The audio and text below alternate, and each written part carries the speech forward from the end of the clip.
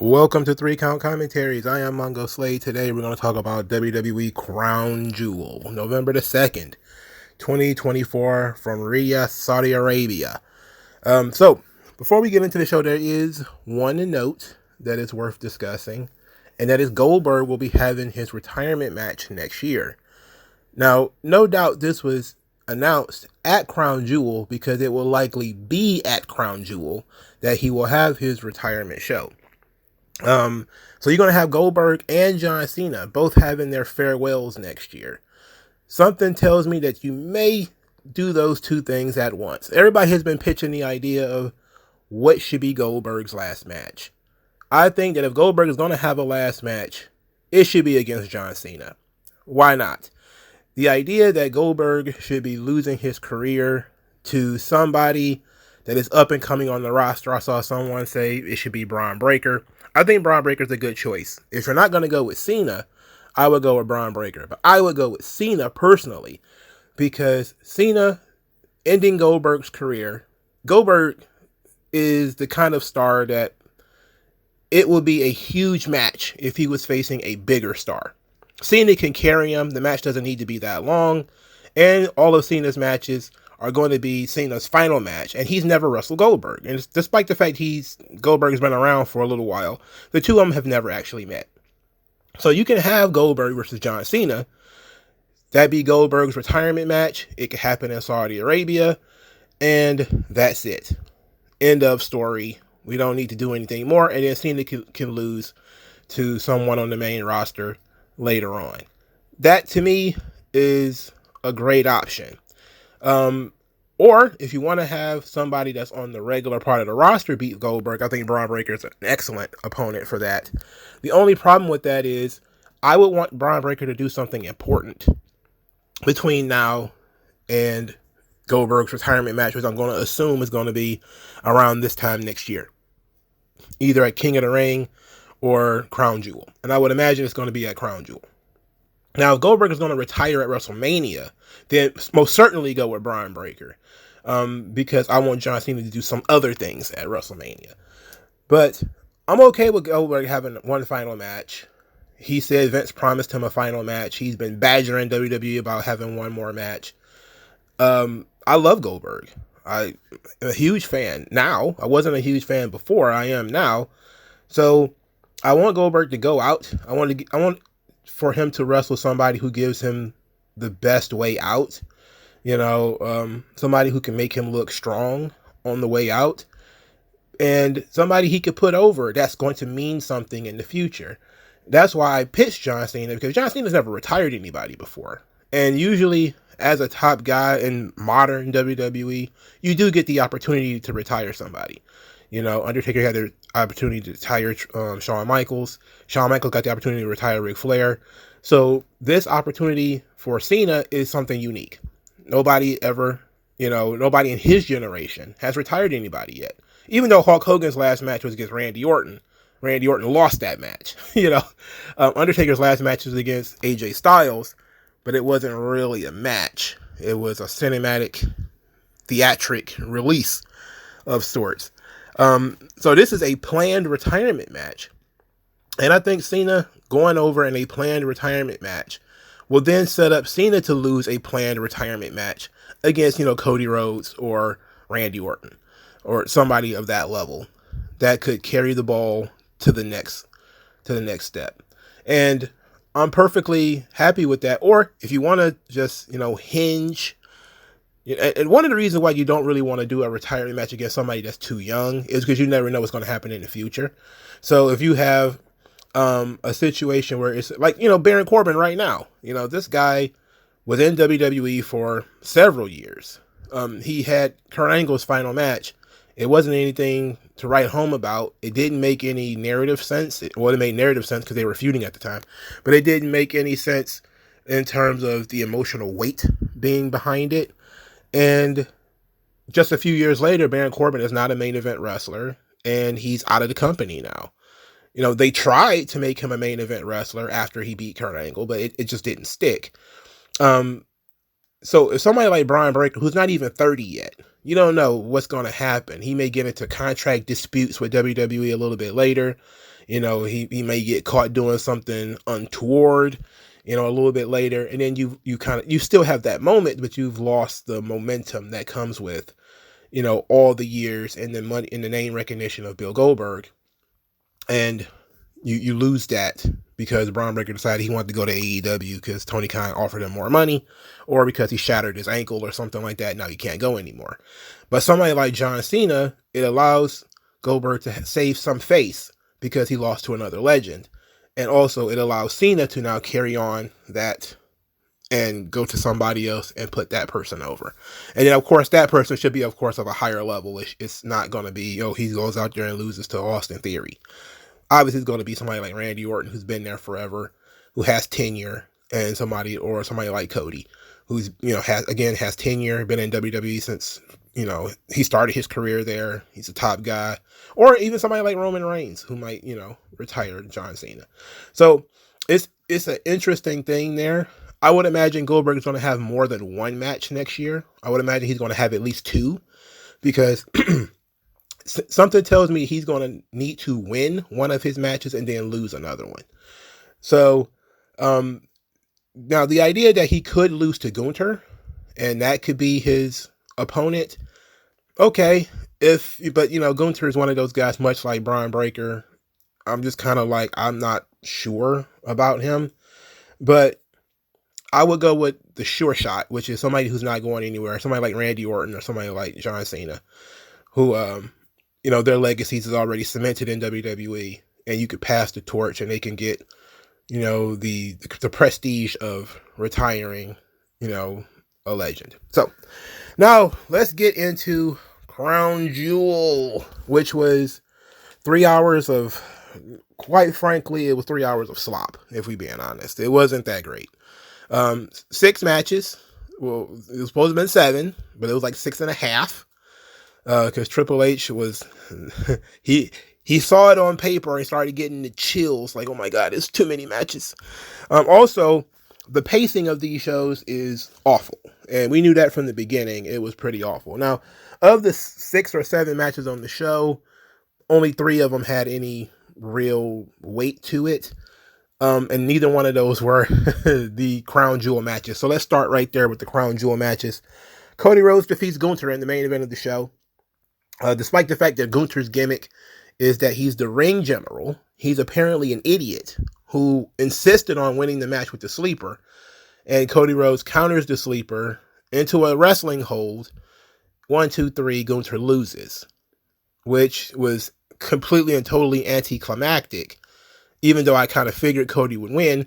And they beat Gunther in a way where Cody stole it, essentially, So it was what it was. It was a fine match. I was not emotionally invested, but they did a really good job in terms of having a match. Complete opposite of Liv Morgan and Nia Jax, which was, as predicted, an absolute disaster. That featured a bunch of people running in, and this was not good. This was not good. I don't even see. Look, at this point, can you really blame Liv Morgan? She works a certain way. Can you blame Nia Jax? She works a certain way. You have to blame the booker for putting them in this situation, because Liv Morgan needs help. She's not athletic. She needs somebody to carry her. Nia Jax is not really off athletic because she's huge and virtually immobile. So there's not much you can do when you have 2 unathletic people who are both heels in this match. Now, they booked the match fine. Liv was being bounced around all over the place, which is exactly what should happen considering the size differential. Tiffany comes out to cash in the Money in the Bank.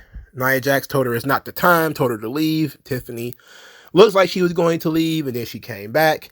As she was trying to cash in the Money in the Bank again, Raquel Rodriguez showed up. Raquel and Liv teamed up on her, beat her up. Then Dominic Mysterio came out there, and then we went into a regular Monday Night Raw match where Dominic distracts the referee, and Liv or somebody hits Nia Jax with the briefcase. Then, she hits Oblivion, 1, 2, 3. Liv Morgan wins. That's that. I mean, there was nothing special about it. Nothing, too convoluted. Liv Morgan was overmatched by a much bigger opponent, and so they cheated, which is exactly what happens. But Nia Jax is a heel. She's a heel. In any event, this match needed Tiffany Stratton to cash in the Money in the Bank in order to make it feel special. But now we just have more weeks of nothing happens. And that was really my big issue with this show, is that going into the show, the only thing that really happened was the reforming of the bloodline. Outside of that, everything else felt non-canon. Everything that involved Liv Morgan and Nia Jax didn't feel like it really mattered. It derailed all the other stories that they were telling. Same thing with Cody, where outside of the Kevin Owens and Randy Orton thing, everything else that involved Cody Rhodes felt like it was pushed to the side so that he could have this match with Gunther. This is a Booker's problem. The Booker did this. It wasn't a natural evolution of storytelling. Triple H always talks about how they should not have these events like TLC or Hell in a Cell, which are, yearly events, and they are not built up to. Well, that should include stuff like this.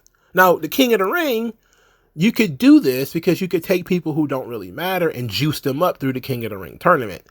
In this situation, you're taking your champions out of the stories that they were involved in and putting them against each other, and that's it. Even if it was just one match in just a couple of weeks, it doesn't really benefit the show because we're watching matches that aren't going to matter in 2 weeks. Especially since now that they've said that the belts themselves, the physical championships, these massive belts are not going with the wrestler. The belts are staying in Saudi Arabia, and they're being given a ring which represents that championship. How convoluted is this? But now Liv Morgan is taking pictures with this absolutely gigantic belt. They had a ceremony with Cody and Liv at the end where Cody and Liv actually shook hands, which was weird.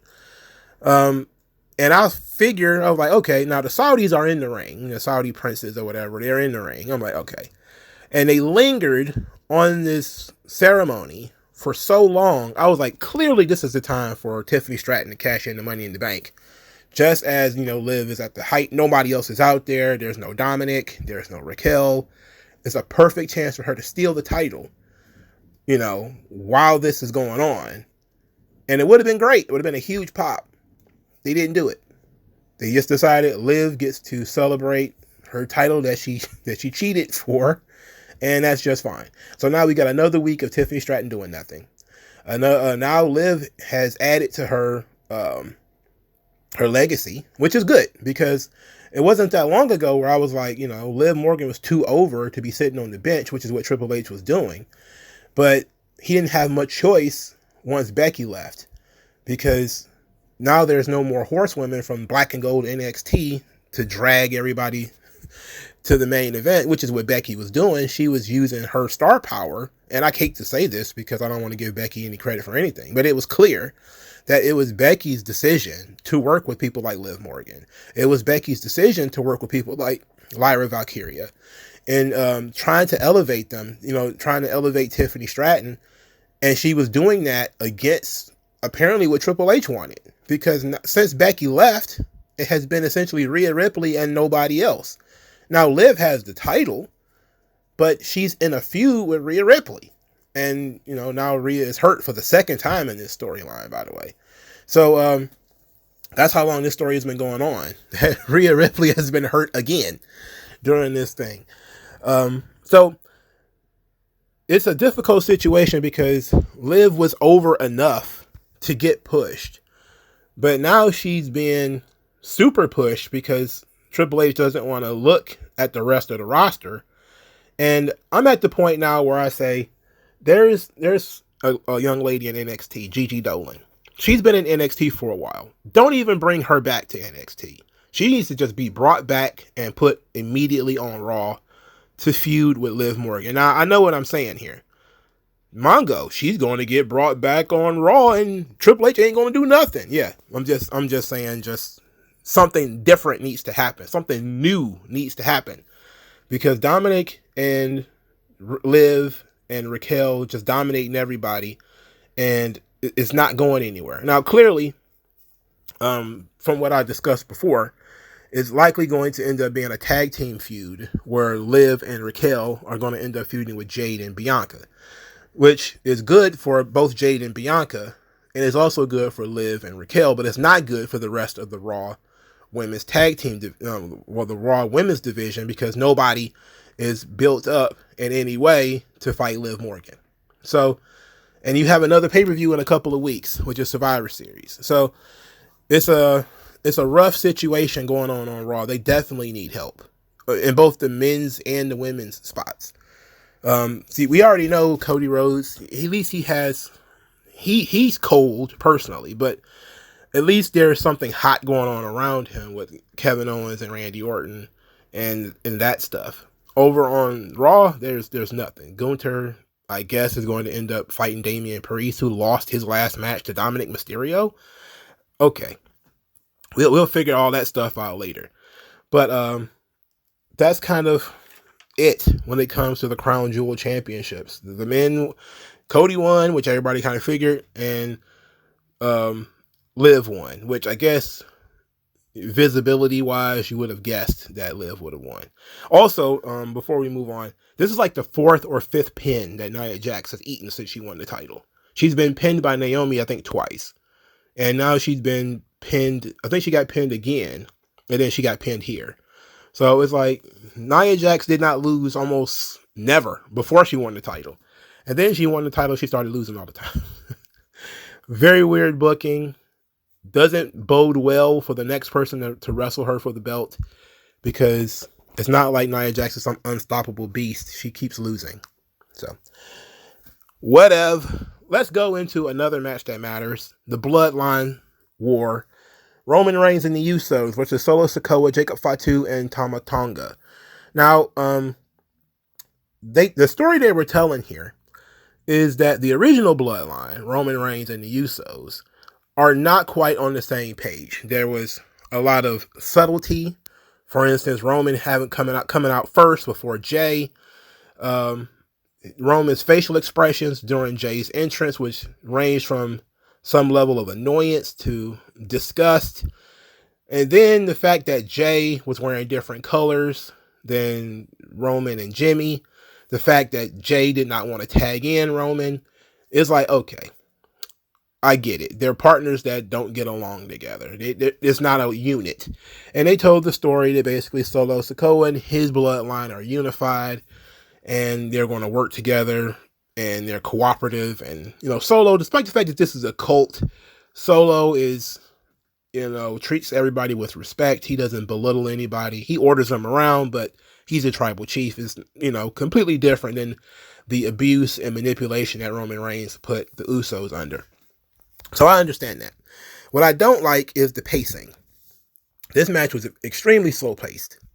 It felt like, it's typical Roman Reigns in terms of the pacing of the match being very slow, because that's what he does now. It's been what he does for like the last 4 or 5 years. He works a very slow paced match. It works sometimes. Sometimes it doesn't. I don't think this was one of the times where I don't think it worked that well. It told the story that it meant to tell, which is the important element. And we have said for a while now that the match itself is the least important part of the show. The match is important, but it's not as important as the story. But the match is still important. And this match was not great. And this is off the first watch, of course. I haven't watched it again. So after the first watch, I was kind of like, it was okay. But all of these Samoans fighting each other has led to mostly, I guess you could say, subpar matches. They have better matches with other people. I think the Bloodline Civil War, Roman and Solo versus the Usos was probably the best match of the Bloodline fighting each other. And this includes all the Roman and Jay matches, the Jimmy and Jay match, the Jimmy and Solo match, all that stuff. The best match so far has been that tag team match at Money in the Bank. That's been the best match that they've had so far. This one just feels like another middle of the road match that was thrown out there because Roman has to be on the card, but they weren't ready to tell the full story yet. Now, the finish, Roman's team losing, I kind of saw that coming because they're going to set up the War Games match. And in order to set up the War Games match, the heels have to win, rather. So you still have an issue here with Roman's bloodline where they're still not unified. It was more of an alliance where they worked together just for the purpose of combating Solo, but then everybody goes their separate ways or whatever afterwards. Now, what I was surprised about was that Roman Reigns himself took the pin. I was very interested in that. Mainly because now Solo has pinned John Cena and Roman Reigns. That's crazy, right? You would think somebody who's pinned both John Cena and Roman Reigns would be a superstar on his own. Not quite, though. Not quite. But Jacob Fatu hit a moonsault on Roman, followed by 2 Samoan spikes, and Solo Sikoa pinned Roman Reigns. Now, this is great in terms of narrative because now Solo can go around saying that he beat Roman. So he is the true tribal chief. He beat him in combat in the middle of the ring. Now, it's not a singles match, but he did beat him. Which this is what elevated Jay to the main event. So now they're hoping that Roman coughing up a pin to Solo will elevate Solo higher, which it should, theoretically. I'm not sure if it will. So after the match, there's a big brouhaha. The Bloodline Wolfpack, Bloodline 2.0, the Uncanny Bloodline. They jump the original Bloodline, beat him up. Sami Zayn comes out. He's wearing a keffiyeh. This leads to Corey Graves making a comment about Sami Zayn never missing an opportunity to virtue signal, which we'll talk about in a second because that led to a lot of issues. But Sami Zayn comes out. He teases joining Solo before suplexing Solo. This leads to a gigantic brawl again. All 4 members of the original Bloodline have circled Solo Sikoa.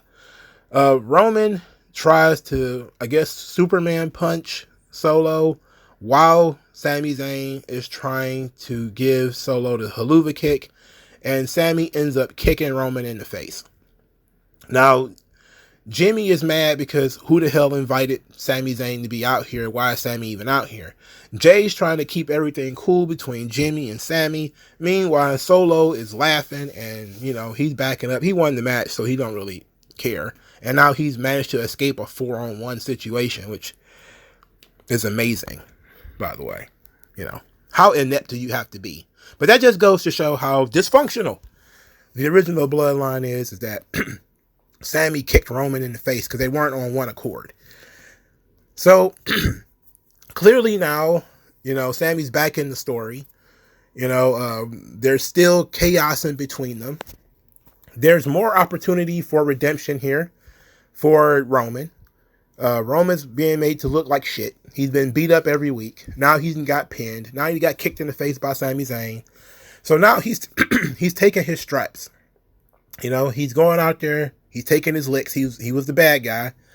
And he now is learning how he needs these other guys. That part of his strength was these other guys.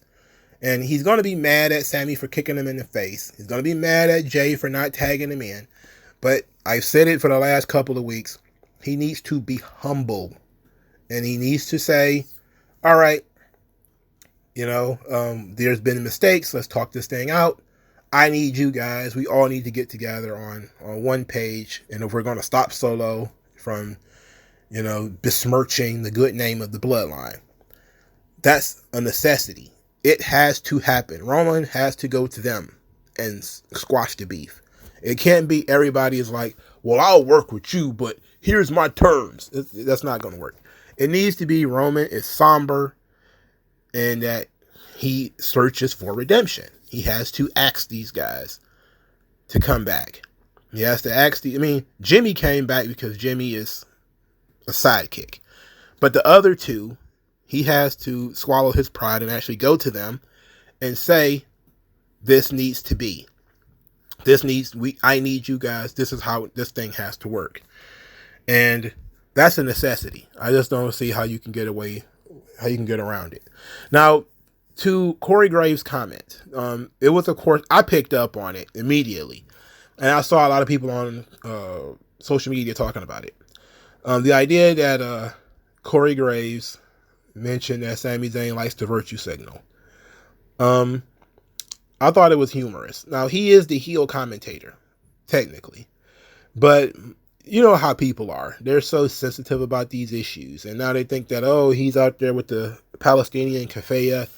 He's virtue signaling. And Corey Graves is a Zionist. He's a shitty human being. It's like, okay. There's a lot of different ways of viewing that statement,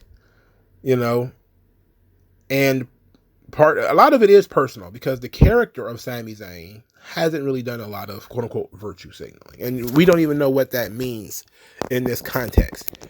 So you can take it personally that he's talking about Sami the man, but at the same time, though, even if that was the case, so what?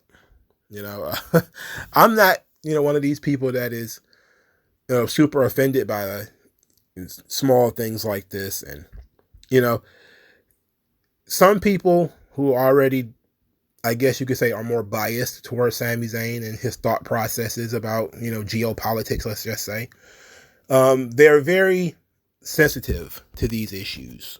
And everybody, look, it all boils down to this: everybody can't dance around your sensitivities. It's just, you can't create these landmines, whether they be verbal or political, etc., and then expect everybody to dance around to the tune of what you want. It was said. It's a word that, it was a statement that was made. It offended you. You're upset. Too bad. There's just nothing you can do about it. If Sami Zayn has a problem with it, he knows where Corey Graves is. He should go talk to Corey Graves about it. But fans who are feeling the need to get super tight-assed about it need to get over it. There's a lot of things that are said on wrestling shows that should be offensive to somebody. And people can take offense to anything that they want to take offense to. That's up to you. But for me, I just saw it as Sami Zayn is a character who's always morally righteous. And I guess that's the best way you could put it, in terms of his whole thing against turning Roman was that he had some kind of moral righteousness, even though it was more of a revelation, considering he was just as bad as the rest of them before his conversion to anti-Romanism. And that was as a character. I'm not even talking about as a person. So if you would say like, oh, he's talking about the character, well, the character of Sami Zayn has been morally morally righteous since he left the bloodline, in terms of always standing up, saying, this is the wrong thing and all this kind of stuff, except for the concept of taking Chad Gable's title spot. He was okay with that, but you could take it personally if you want to, but you could also look at it in terms of character. And most people are looking at it in terms of character, and some people were not paying attention anyway, and it skipped right over their heads. So, but this is just a case of social media taking things and blowing things out of proportion. All right, so let's talk about the rest of the show, even though there really isn't much to it. Bianca Belair and Jade Cargill defeat Io Sky and Kairi Sane, Jakara Jackson, Lash Legend, and Piper Niven and Chelsea Green. This was probably one of the better matches on the show. All of these girls worked very hard. There was a lot of diving. There was some humor from Chelsea Green, who, faked like she was going to dive from the top rope, then the second rope, then the bottom rope, before just doing a cross body, and then she ended up getting caught by Piper Niven. This was followed by Kairi Sane, who jumped onto them, and then Io, who jumped onto them, and then Jakara, who jumped off of Lash Legend's shoulders onto them, which I thought was a great spot. I love the Io and Kyrie alley-oop elbow drop spot that they do all the time. That was great. The finish, of course, was kind of goofy. You know, there's a unprettier about to happen where Chelsea Green's about to use the unprettier. I think it was it Bianca or Jade or somebody like that. And they end up knocking Chelsea Green down right under Piper Niven, who then Vader bombs Chelsea Green because she's not paying attention. And so Chelsea is dead. And then Jade Cargill and Bianca Belair hit the Doomsday device on Piper Niven, who's the biggest girl in the match, and gets the pin. So Bianca and Jade are excellent. I love the Twin Towers as a tag team. I think they're fun. This was probably the most fun match on the show, which, we keep saying about women's matches. If the women's matches, is the best match on the show, there's probably something wrong with your show. But Bianca and Jade are great. And Io and Kyrie are great. Lash Legend and Jakara Jackson are coming along. Chelsea Green rules. Some people like Piper Niven. Some people do. I'm just kind of like, okay. But I'm expecting Bianca and Jade now to be challenged by Liv and Raquel, and for that to be their story going forward. Everybody else, I don't know. I don't know what more you could do with Io and Kyrie. They should stay together, but maybe you put Io back in the title picture and you do Io and Liv, or Kyrie and Liv, because Kyrie hasn't really wrestled too much as a single star. So that would be interesting. And if you don't want Liv to pin Io, have her pin Kyrie. Kyrie should, Liv is small enough that Kyrie could be a threat, So I would do Kyrie and Liv. It's a short feud. It doesn't really mean much of anything. So I would go that route. Seth Rollins defeats Bronson Reed. The crowd like it. I really didn't care. The match ends with a super stomp off the second or top rope. I forget which one. I wrote down second rope, but then again, I wasn't really paying attention. They kicked out of finishers very early, so I guess they're not finishers. Whatever. Seth Rollins ends up stomping Bronson Reed on the steps, which of course led to the stomp from the top rope. They're trying to book Bronson Reed like he's this huge monster of a man, and he's not tall. He's not really all that intimidating. It's just hard to get into him. I was not really emotionally invested in this, and I knew the show was going to be pretty long. And so some of these matches, you kind of just got to take them, in stride. And this was just one of them, So it was fine as a match. It wasn't shit, but it wasn't anything worth, going out to see if you haven't seen it already. All right. Carmelo Hayes, Andrade, and LA Knight. LA Knight defends the title and the U.S. Championship. He beats both of them. He gave both of them an BFT at the same time to show his dominance over them. I don't understand what the purpose of Andrade and Carmelo Hayes wrestling 100 matches against each other is all about, considering at the end of it, neither one of them comes out with anything. LA Knight needs new opponents, people who have not been beaten to death. I mean, Andrade and Carmelo have just been pass and wins back and forth, and now they both lost to LA Knight twice. This is the second loss to LA Knight for both of them. So now what are these guys going to do? This was a great opportunity to switch the belts and at least heat up somebody to separate him from the pack. But instead, we're just going to keep everybody in a one gray ball together. So there it is. LA Knight wins. Who's next? It can't be either one of these guys. As a matter of fact, I don't want to see these guys wrestle each other anymore. I'm tired of Carmelo Hayes versus Andrade. I like both of them, and I don't want to see them in the same ring for the rest of the year. Even in the Royal Rumble, I want Carmelo or Andrade eliminated before the other one gets back in there. I don't want to see them wrestle anymore. No more. No mas. No. And I don't want to see LA Knight wrestle either one of them again either, because this is like the third match between them. Now, the big pump fake of Randy Orton and Kevin Owens, the match did not occur because Randy Orton was attacked by Kevin Owens with a chair prior to the start of the bell. Kevin Owens also attacked the referee. Chaos ensued. Randy Orton ended up hitting an RKO on Adam Pearce. They brawled around the arena, which led to Kevin Owens crashing Randy Orton through a table. It was a nice try to make Kevin Owens seem like a tough guy, but I'm not buying it. I just don't buy it. I don't care about Kevin Owens. I don't care about this feud either really. I don't see why this match was pump faked like this. What was the point of flying these guys all the way to Ridia to do what's essentially an angle?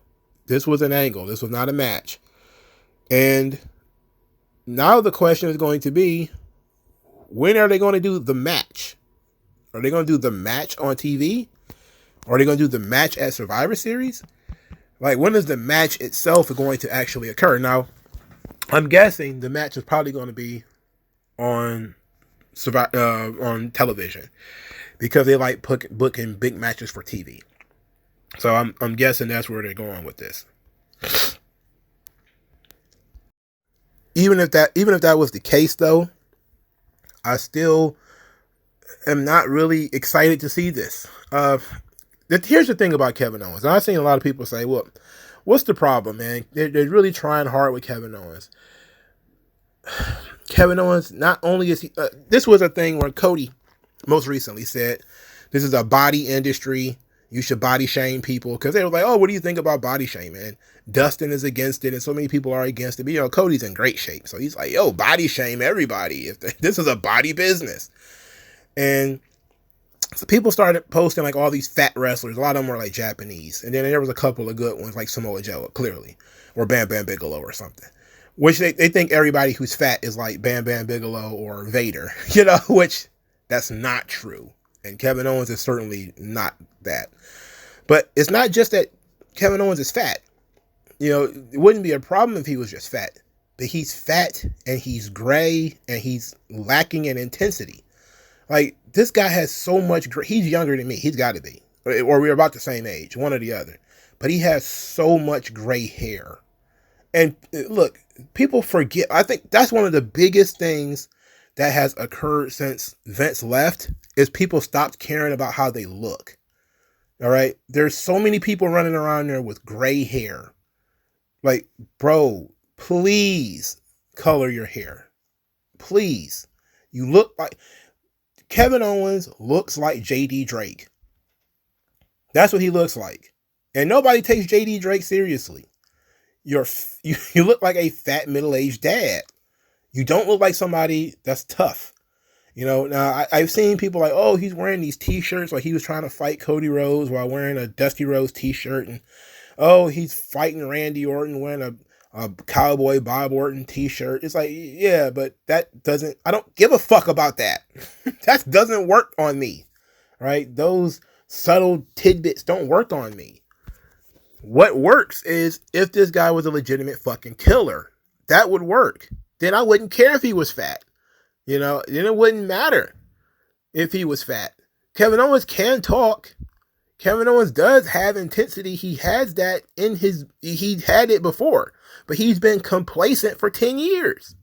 He's been in WWE for a long time. He's been complacent for about 5 or 6 years now. It's been a long time since Kevin Owens has really dug in his bag and been the kind of performer that he was when he started his WWE career. Now, some people get better as they go along. Some people get worse. Kevin Owens has gotten worse.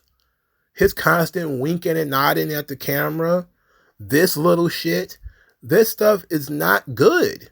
It's not entertaining to me. And since this is my voice saying it, I feel very comfortable saying this fucking guy sucks. He's boring. I don't know what more you can do to fix it. He doesn't feel motivated. I'm not motivated to watch him.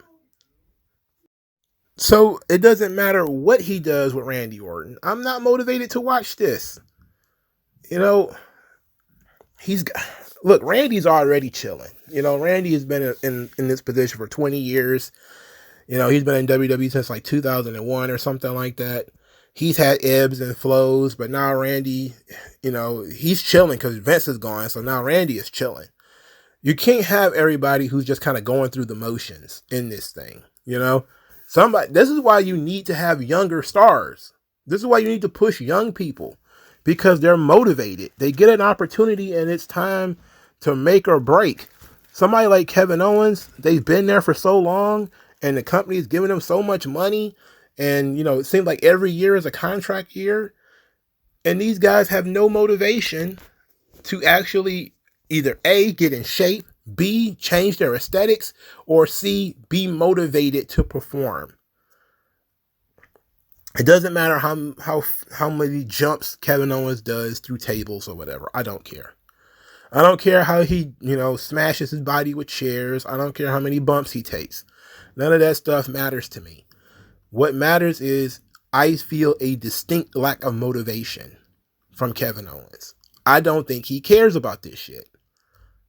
He's just doing it because he worked for a long time in rec centers and didn't make any fucking money. So now he's finally making cash. He wants to try to make his cash as long as possible. And I support that as a person who wants everybody's families to be taken care of.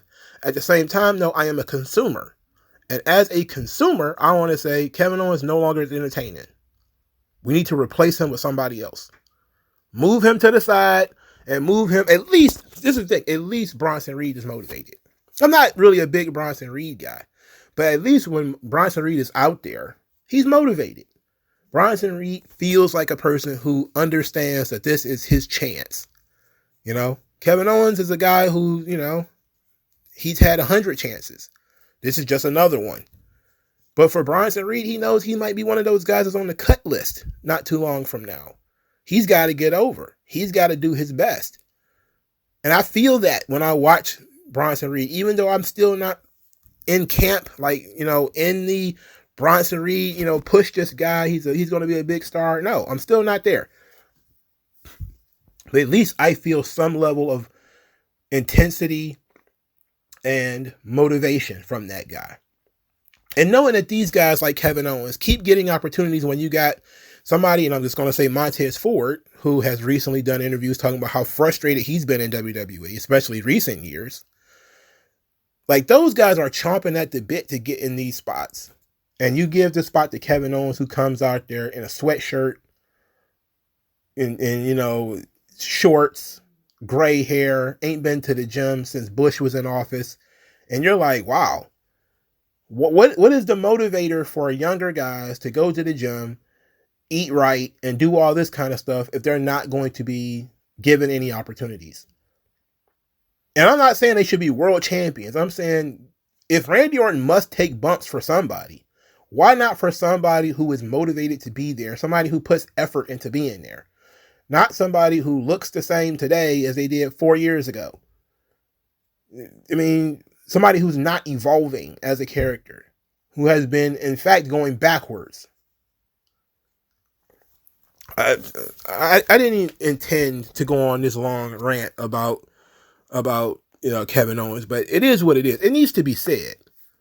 I know a lot of the indie guys love Kevin Owens because they liked him in Ring of Honor, and he's one of their guys. I don't give a fuck about none of that. I don't care about none of that. Kevin Owens has never been my guy, but he can get over because I liked him when he feuded with John Cena. I like that Kevin Owens. I like that Kevin Owens when he felt like he had something to prove. Now he's too solidified. He don't have anything to prove. He needs to go to AEW. Go to AEW. Maybe that will motivate him. Maybe that will light his fire. But this is not working. This is not working. And I'm through with it. I'm done with it. I don't care. I could be mad at Triple H for being the one who insists on pushing him. But it wasn't much different under Vince. Vince, of course, wasn't phasing out Kevin Owens, which he should have been, especially once Kevin started going gray and not wanting to color his beard. But now you got so many guys running around there with gray beards, it's embarrassing. At least Randy had the sense to cut everything off. I don't even think Randy Orton has eyebrows at this point. He looks like Saitama from One Punch Man. I mean, he's bald, no beard. Again, I'm not even sure he has eyebrows. So we're in a weird space here where things are a little too lax. And I said this before, when one of the things that people was talking about with Triple H is how comfortable the talent is, how talent friendly he is. And it's like, well, Triple H had a time there when he got lax too, where he was just kind of like, I'm Triple H. I should be in the main event of WrestleMania, even though Edge is working harder than me. Even though Edge is busting his ass and breaking his neck to work harder than me, I'm a bigger name, so I should be in that spot. That's bullshit. If these guys are working their asses off and they're working harder than you, and they're changing their characters and they're changing their look and they're trying to get in these spots, you don't just get to coast and be in that spot. That's bullshit. And eventually other people are going to catch on. It may take a while, but it's going to be other people are going to catch on eventually. And some people are going to say, well, that applies to Randy Orton as well. And I would say, you're right. I'm a big fan of Randy Orton, but Randy is coasting. Randy's been coasting for 2 or 3 years. Now, in the past, you could say he injured his back, so he was doing the RK Bro thing because he was down bad and he was had to wrestle, but he had that back injury. Then he had the back surgery. He comes back, but he's still not going out there giving 100% every week. But that's always how Randy Orton has been. Even when he was at his highest point, he would chill on TV, grab a chin lock and just hold it. And Randy knows that his career is near the end. But both of these guys, really, it's time for other people to get mixed in. And they could work with other people. Them working together and neither one of them being that motivated to get this thing to work is not working for me. It's a fine storyline, but I'm not feeling that either one of these guys cares that much, especially Kevin Owens. I don't think he gives a fuck. Now, Randy's been remotivated a little bit since that back surgery, but he's also not thrilled about taking a lot of bumps either, because he just had back surgery. But Kevin Owens, come on, man, get this guy the fuck out of here. All right, that's it. I'm trying not to talk in circles. The show's pace was not very good. There was and this has been a thing since the Peacock days, because they don't charge for commercials. They still end up having commercials on the shows, and it drags out the length between matches. We definitely need to work on the length between matches. Now, I know that how these pay-per-views are, how they're monetized in a sense, depends on how long the show can be. So they're not incentivized to run shorter shows. They're incentivized to run longer shows, so you could pack them with more commercial breaks. That's the point. And if you could sell advertising on those shows, that's where the money comes from. So they're incentivized to have these longer shows, and they're dragging them out with video packages and commercials for WWE products, or if you don't have Peacock Plus or whatever it's called, they're packing them in with other kinds of commercials. But the pacing of these shows is dreadful. And it actually disincentivizes you from watching the show live. Because watching the show on replay, the show actually moves a lot smoother, I've noticed. You actually enjoy the show a little bit more when it's on replay than if you watch it live. If you watch it live, you're getting pummeled with commercials. Even if you got Peacock Plus, you're still getting pummeled with commercials, and you're getting pummeled with stupid skits and shit like that. I mean, it is what it is. So they really do have to get better with increasing the pace of these shows. Not saying they should be a breakneck pace, but get the guys in the ring quickly. All right. I don't see why the ramps need to be 2 miles long. I just, not a necessity in my book, but it is what it is. Overall, I don't think this show was that great. The Saudi shows, they suffer a lot because WWE refuses to take them seriously. They feel like these shows are shows that they can just relax and not really promote much of anything. And that's the wrong way to look at it. If your wrestlers have to take bumps on these shows in front of a crowd, you should take it seriously. Especially since they're fading away house shows. Then this show should be serious. You're getting paid $50 million for this show. There was pyro here. There's almost never pyro anymore for these shows. So they certainly need to invest more in these shows. And they're not going to, because now they've decided that King and Queen of the Ring is the thing. And they decided this is a thing where they're going to have these gigantic belts that people take pictures with, and then that's it. So, let me know what you guys thought. Oh yeah, also, shawarma was great. I had a fattoush with it. So I don't know what the fattoush sauce is made of, like the dressing. I think it's sumac, but it has like that tang to it. It's like tart, Oh, it's so good. With the pita chips and everything, it slaps. So I had a shawarma, I had a fattoush. It was great. The place that I bought it from was buy one, get one free. So I'm probably going to end up having another one for lunch the next day. And that's going to be great. So what did you guys end up having for the show? And what did you guys think of the show? Let me know in the comment section, and I'll talk to you guys later.